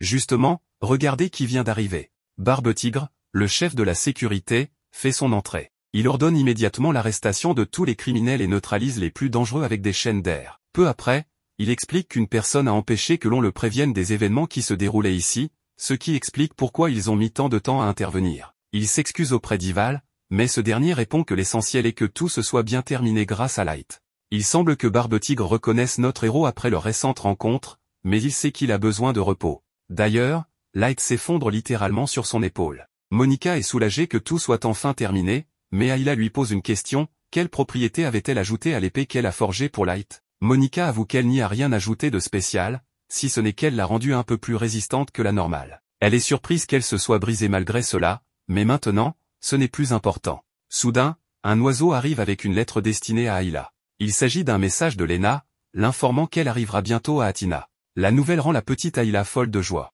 Curieuse, Monica lui demande qui est Lena. Ayla lui explique alors qu'il s'agit de la célèbre Sainte Épée et qu'elle fait partie du groupe Luxuria, aux côtés d'elle et de Light. Pendant ce temps, nous retrouvons Lena, qui poursuit son voyage à la recherche de la femme aux cheveux rouges. Elle est persuadée que cette dernière agit sous les ordres de la sœur sacrée et qu'elle doit trouver un moyen de le prouver. Finalement, après un certain temps, Lena arrive à Athina, la capitale de lacustre. De retour auprès des forgerons, qui célèbrent leur victoire écrasante contre les bandits de l'Oiseau Noir. Ival est particulièrement ravi, car après tout ce temps, il va enfin pouvoir remettre Monica au travail comme la véritable forgeronne qu'elle est. La sœur sacrée ne semble pas du tout satisfaite des événements.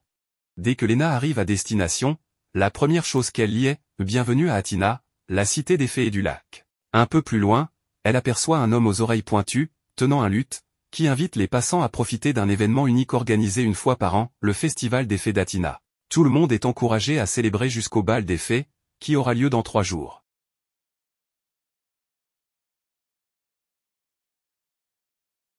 Elle reste concentrée sur sa mission, si le secret de la Sainte Sœur se trouve bien ici, alors elle a peut-être envoyé un assassin. Lena interroge alors un couple dans la rue au sujet de Dratna Belbury, mais leur réaction l'alerte immédiatement.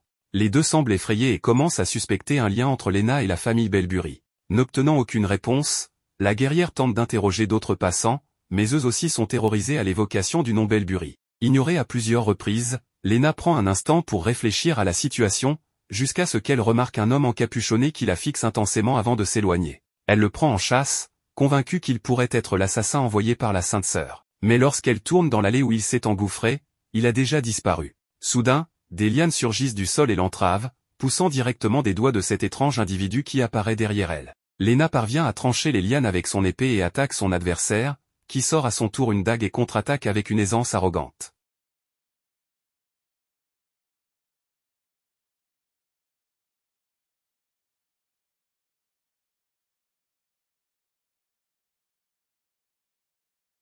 Ces mots offensent profondément Lena, qui se prépare à reprendre le combat. Mais avant qu'ils ne puissent croiser à nouveau le fer, une jeune femme les interrompt. Lena pense qu'elle est encerclée et la menace, jusqu'à ce que Chapeau Fleuri sorte de l'ombre, révélant son visage avec un sourire ravi. Elle est heureuse de revoir Lena. Elle explique que l'homme s'appelle Yuan et qu'il est son subordonné. Selon la chef des enquêteurs, Lena posait trop de questions en ville, ce qui l'a obligée à envoyer Yuan pour en savoir plus sur elle. Lena demande ce que fait le département d'enquête dans cette ville. Chapeau Fleuri répond qu'ils sont eux aussi à la recherche de Dratna. Lena est stupéfaite d'apprendre que Chapeau Fleuri ne soutient pas la Sainte Sœur. Cette dernière précise qu'elle ne prend parti pour personne, son travail consiste uniquement à rassembler des informations. Yuan et sa supérieure expliquent que retrouver Dratna fait partie du plan visant à arrêter le dragon maléfique. Ils analysent toujours l'écaille de dragon que Lena a fournie lors de la réunion.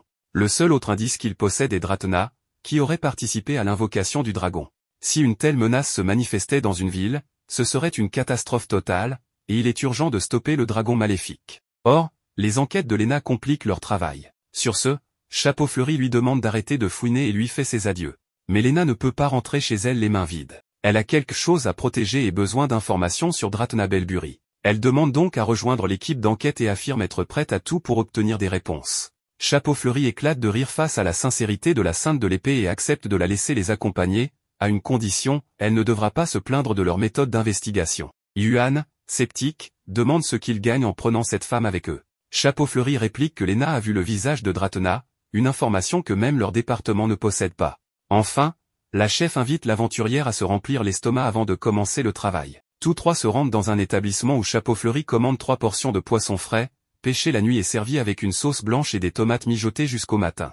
Lena trouve cette commande étrange, tandis que la serveuse ouvre une porte et les invite à entrer. Derrière cette porte se cache un passage souterrain menant à une taverne secrète où les informateurs de Chapeau Fleuri les attendent. Bientôt, Yuan remet un sac de mana contenant 20 000 pièces d'or en échange d'informations sur Dratna Belbury et son emplacement. L'informateur est surpris que quelqu'un s'intéresse à un personnage aussi singulier. Il révèle que Dratna est la fille de la famille Belbury, autrefois très prestigieuse en ville, mais tombée en ruine à cause de cette femme. Dratna aimait danser, mais à 6 ans, elle a reçu une compétence indésirable, la nécromancie. Par coïncidence, ou non, la famille Belbury a commencé à traverser une période difficile à cette époque. Les affaires ont chuté, et la mère de Dratna est morte soudainement. Des rumeurs ont alors circulé, affirmant que les Belbury étaient maudits. Le père de Dratna, horrifié par cette capacité taboue, l'a renié et exilé dans une maison de campagne. Depuis lors, tout le monde l'a rejeté, la maintenant dans l'isolement. Sa seule alliée fut la Sainte Sœur, qui l'a recueillie par pitié, étant présente lorsqu'elle a acquis sa compétence.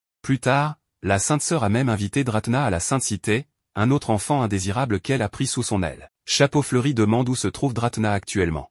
L'informateur révèle qu'elle est dans cette ville. Lena est choquée d'apprendre que la nécromancienne a survécu à l'effondrement du manoir. L'informateur exige un supplément pour révéler son emplacement exact. Yuan réplique que le prix convenu couvrait tous les détails, mais l'informateur refuse de parler sans une prime supplémentaire. Sans perdre une seconde, Yuan l'immobilise avec ses lianes et lui presse une dague contre la gorge, exigeant qu'il révèle immédiatement l'endroit où se cache Dratna. Lena proteste, affirmant que c'est de la torture, mais Chapeau Fleuri lui rappelle qu'elle a accepté de ne pas interférer, surtout puisque c'est l'informateur qui a brisé l'accord. Yuan souligne que tenter de tromper le département d'enquête était une grave erreur, avant de resserrer ses lianes. Sous pression, l'informateur finit par révéler que Dratna se trouve dans le quartier du théâtre, où elle prépare la danse des fées. Une fois relâché, l'informateur se remet difficilement, tandis que Lena critique toujours les méthodes employées. Chapeau Fleuri lui rappelle que les informations précieuses ne poussent pas sur les arbres et que tous les moyens sont bons pour obtenir ce qui est nécessaire. Pendant ce temps, dans un manoir imposant, un majordome demande à Dratna si elle sortira encore ce soir. Elle lui promet de rentrer bientôt. Bien que son maître ne s'oppose pas à ses sorties, il s'inquiète pour sa blessure. Mais Dratna affirme ne pas avoir le temps de se reposer, la Sainte Sœur l'a choisie pour être danseuse au bal des fées, et elle refuse de rater cette occasion de se préparer du mieux possible pour la performance. Dès leur arrivée, Yuan et Chapeau Fleuri expliquent à Lena que la danse des fées est un rituel sacré, exécuté le dernier jour du festival des fées. Cette danse remonte à 1000 ans, lorsque le roi des fées protégea ce lac contre une armée de monstres. Le rituel reconstitue cette légende et symbolise la paix, tandis que le pouvoir purificateur de la pierre des fées protège la ville des calamités chaque année. Les filles de famille respectées de la ville sont choisies comme danseuses, et une performance impressionnante peut même élever le statut d'une famille. Cette fois, Dratna a été sélectionnée. Lena s'interroge, pourquoi la nécromancienne reste-t-elle dans cette ville malgré ses souvenirs douloureux?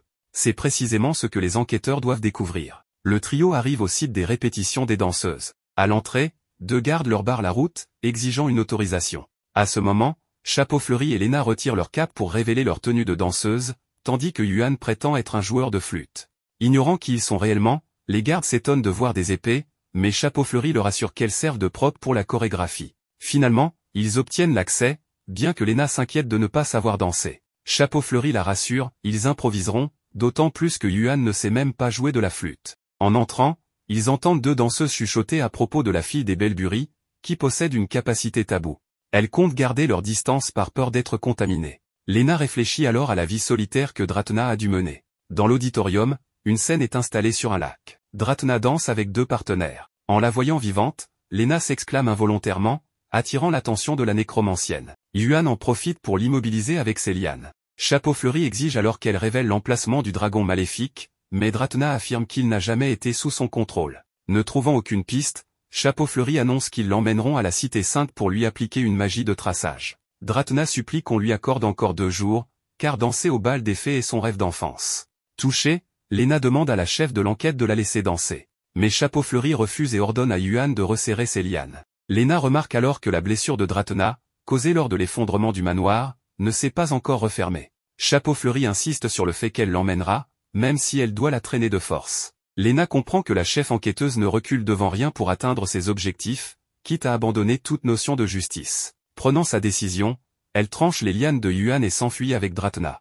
Yuan tente de capturer à nouveau la nécromancienne, mais Lena l'arrête avec son épée. Comme Dratna est incapable de courir à cause de sa blessure, Lena utilise son pendentif pour bondir de toit en toit et leur permettre de s'échapper. Trop tard pour réagir, Chapeau Fleuri reste calme. Elle sait que Dratna ne quittera pas la ville avant le bal des fées. Elle réalise alors que Lena, qu'elle croyait naïve, est bien plus audacieuse qu'elle ne l'imaginait. Ailleurs en ville, Lena et Dratna s'arrêtent pour souffler. Dratna veut comprendre pourquoi Lena l'a aidée, mais cette dernière ne sait même pas l'expliquer. Pendant ce temps, sur un lac, un homme aux oreilles pointues joue du luth et raconte une légende à un couple. Selon lui, un serviteur fidèle du roi des fées est scellé au pied de la pierre des fées depuis 1000 ans. Mais personne ne sait ce qui arriverait à la ville si des fissures apparaissaient sur la pierre. Plus loin, Light enchaîne des pompes mais Morphée l'assomme, exaspéré par ses excès. Il insiste cependant sur la nécessité d'être en forme pour accomplir sa mission. Light reconnaît que Lena est la plus forte du groupe, mais il est convaincu qu'il pourra bientôt la rattraper. Dans sa forge, Monica s'efforce de fabriquer l'épée parfaite pour Light et ne s'arrête pas avant d'atteindre un résultat satisfaisant. De son côté, Chapeau Fleuri libère plusieurs oiseaux espions pour retrouver Lena et Dratna, mais ces derniers reviennent immédiatement, terrifiés. Inquiète, la chef enquêteuse cueille une fleur de son chapeau et la voit se flétrir instantanément. Elle réalise alors que la situation est bien plus grave qu'elle ne le pensait. Usant de son pouvoir les yeux du sage, elle cherche la source du problème. Elle en conclut que le danger se trouve tout près et qu'il ne reste plus qu'à miser sur Lena et Dratna. Justement, Lena observe la pierre des fées et voit une ombre l'envelopper puis pénétrer à l'intérieur. Dratna mentionne qu'ils devraient se rendre dans une maison située à l'extérieur de la ville. Bien qu'elle soit un peu abandonnée, ils pourront y rester au moins 2 jours, jusqu'à la fin du festival des fées, afin d'éviter d'être poursuivis par Chapeau Fleuri. Elle demandera également de l'aide à la sœur sacrée. Profitant de l'occasion, Lena interroge la rouquine sur sa relation avec la nonne et sur la raison pour laquelle elle les a attaqués cette fois-là. Dratna suppose que la blonde l'a aidée pour ensuite la faire chanter, mais Lena lui explique que ce n'est pas le cas. Elle lui dit simplement que lorsqu'elle l'a vue danser, elle ne lui a pas semblé être une mauvaise personne. Dratna lui rétorque qu'elle ne sait rien d'elle pour affirmer cela, mais Lena lui confie qu'elle a entendu parler de son passé en ville. Alors qu'elle marche, des enfants les saluent en raison de leur statut de danseuse, enthousiasmés par tout ce qui touche au festival. Cependant, les parents, en reconnaissant Dratna et son pouvoir tabou, éloignent leurs enfants. Dratna s'en moque un peu, car elle a toujours été traitée ainsi. Elle dit à Lena qu'elle a de la chance, car elle ne connaîtra jamais ce rejet, étant donné que son pouvoir est une bénédiction. Soudain, un homme se met à crier comme un fou, ordonnant aux gens de fuir. Quelques secondes plus tard, d'énormes monstres apparaissent en pleine ville. Lena intervient immédiatement pour permettre aux habitants de s'échapper. Dratna trouve cela irréel, car le pouvoir purificateur de la pierre des fées aurait dû empêcher les monstres d'approcher. L'une des fillettes croisées plus tôt est en danger, mais Dratna utilise ses fils pour contrôler l'un des monstres abattus et ainsi la sauver. Les gens sont stupéfaits de voir la rouquine les défendre, mais ils viennent d'assister à une scène étrange, une créature venant au secours d'humains. Lena se précipite pour l'aider et se retrouve en difficulté. Dratna utilise alors une capacité permettant de fusionner des espèces de monstres, en créant ainsi un plus puissant. Elle avertit Lena de ne pas faire d'imprudence, sinon elle se fera éliminer. Lena insiste sur le fait qu'elle veut aider tout le monde et, d'ailleurs, elle félicite Dratna pour avoir fait la même chose avec son pouvoir. À ce moment-là, la créature que Lena a sauvée se met rapidement à crier vers le ciel, où une gigantesque créature commence à prendre forme. La situation tourne au chaos. Johan arrive pour immobiliser le monstre, mais finit littéralement en morceaux. La fille aux cheveux verts ordonne aux civils de se réfugier à la cathédrale, car c'est le plus grand bâtiment de la ville et ils y seront en sécurité. Lena demande pourquoi, et la jeune femme explique que la cathédrale dispose d'un système de défense basé sur une barrière de lumière. Elle leur demande aussi de réfléchir un peu à ce qu'elles ont fait au théâtre, bien que ce ne soit pas le moment idéal pour discuter de cela. Elles doivent maintenant la suivre pour comprendre ce qui se passe réellement. Un épais brouillard se répand et semble se diriger vers le centre du lac. Chapeau Fleuri leur demande de monter dans la gondole pour enquêter. La barrière de la cathédrale est complètement activée, et il semble que le responsable de tout cela soit cet homme. Pourtant, même lui ignorait que la cathédrale disposait d'un système de protection aussi sophistiqué. Pendant ce temps, le protagoniste s'entraîne sans relâche avec l'aide d'Ayla. Monica, de son côté, continue de fabriquer son épée. Eva lui a même apporté tous les matériaux nécessaires pour poursuivre son travail. Pourtant, il s'inquiète qu'elle se surmène trop. Elle lui répond que c'est normal, car la dernière épée qu'elle a fabriquée pour Light s'est brisée, et elle ne veut pas que cela se reproduise. Eva mentionne qu'elle a vu Light s'entraîner en courant partout comme un poulet, et Monica lui explique que cela fait partie de son programme de réhabilitation. Cependant, cela ne se passe pas très bien, car il s'est à nouveau blessé. Malgré cela, elle admire sa détermination à poursuivre ses rêves. Lena demande à la fille aux cheveux verts ce qui se passe, et celle-ci explique que quelqu'un a ouvert des portails de miasmes d'où surgissent les monstres. Dratna trouve cela étrange, car la pierre des fées était censée protéger la ville. Pourtant, elle semble maintenant faire tout le contraire. La jeune femme aux cheveux verts suppose que quelqu'un a modifié son pouvoir de répulsion en un pouvoir d'attraction. Dratna demande ce qu'elle compte faire, et elle répond qu'il n'y a qu'une seule solution, détruire la pierre des fées. Dratna trouve cela insensé, car cette pierre est vénérée depuis des siècles et considérée comme la protectrice de ces terres. La fille aux cheveux verts en est consciente, mais elle estime que c'est le seul moyen d'empêcher le miasme d'envahir toute la région. Dratna ne peut pas supporter cela, mais Chapeau Fleuri est surprise par son attitude, car elle pensait qu'elle se moquait du sort de la ville. Dratna répond que ce n'est pas pour la ville en soi, mais que sans la pierre, les danseuses perdront leur raison d'être. La fille aux cheveux verts insiste sur le fait qu'elle ne voit pas d'autre moyen de sauver la ville, si le miasme n'est pas éliminé, les monstres continueront d'affluer. Elle demande alors si quelqu'un a une meilleure idée, mais les filles restent silencieuses. Soudain, un homme apparaît, surpris d'entendre qu'elles envisagent de détruire la pierre sacrée du lac. Chapeau Fleuri lui demande s'il est responsable de tout ce qui se passe, mais il préfère se définir comme l'âme de la fête. Immédiatement après, il invoque un énorme monstre aux intentions clairement hostiles. Maintenant, elles savent qu'il est bel et bien coupable. Lena se précipite pour attaquer la créature, mais elle est projetée au loin. Elle profite néanmoins de cet élan pour porter un coup au mystérieux ennemi. Cependant, un autre individu apparaît, ce qui signifie que le premier n'était qu'un leurre. Lena lui demande ce qu'il cherche dans cette ville. Il se présente alors comme Argos, un disciple chargé de la vengeance. Sa mission est d'exterminer les espèces inférieures et pécheresses pour récupérer cette terre. Pour cela, il a invoqué de puissants démons et jure qu'ils paieront de leur vie pour avoir interféré dans sa mission.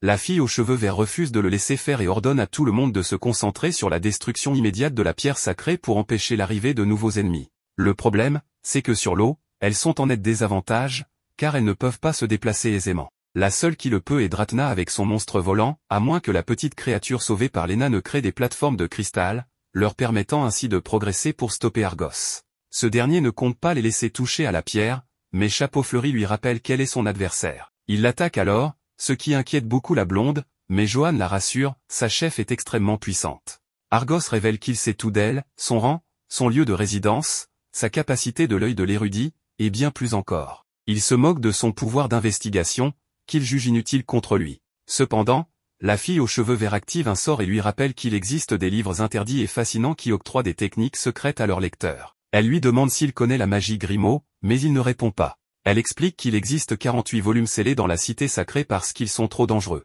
Bien sûr, elle y a librement accès. Elle active alors plusieurs sorts issus de ces grimoires et se réjouit elle-même de leur puissance. Argos commence à souffrir sous les assauts, alors il invoque davantage de monstres pour l'éliminer. Chapeau Fleuri déclenche une capacité de prison pour capturer les créatures et donner l'avantage aux filles afin qu'elles détruisent la pierre. Dratna lui rappelle qu'en faisant cela, la ville ne sera plus protégée. Lena ne sait plus quoi penser ni quoi faire. La fille aux cheveux verts précise que la destruction de la pierre n'est pas un ordre, elle doit choisir ce qu'elle juge juste. Lena pense à ce que ferait le protagoniste dans cette situation, persuadée qu'il trouverait une autre solution. Mais il n'est pas là. Elle doit assumer seule la responsabilité de ce qu'elle s'apprête à faire. Puis, elle détruit la pierre des fées. Ce n'était pas prévu dans les plans d'Argos, mais il estime que le moment est venu. Un portail s'ouvre et l'eau du lac commence à s'élever. Argos invoque alors le dieu aquatique des origines et l'implore de se réveiller de son long sommeil. Un instant plus tard, une créature terrifiante apparaît. Il s'agit apparemment d'un dragon maléfique, une menace colossale pour tous. Dratenna échappe de justesse à l'attaque, mais la ville est touchée de plein fouet. La fille aux cheveux verts demande à tout le monde de garder son calme, car heureusement, les civils ont été évacués bien plus tôt. Pourtant, ce qui inquiète le plus Dratenna, c'est que le théâtre a été entièrement détruit. Argos se moque d'eux et leur annonce qu'ils sont condamnés. Dans quelques minutes, la ville sera réduite en poussière. Dratenna ne sait pas comment ils sont censés vaincre une telle menace, mais Léna lui demande de prêter sa force pour protéger la ville. La rousse ne comprend pas ce qu'elle veut dire, mais en voyant la main tremblante de la blonde, elle accepte de coopérer. Toutefois, elle doute qu'il puisse s'en sortir vivant.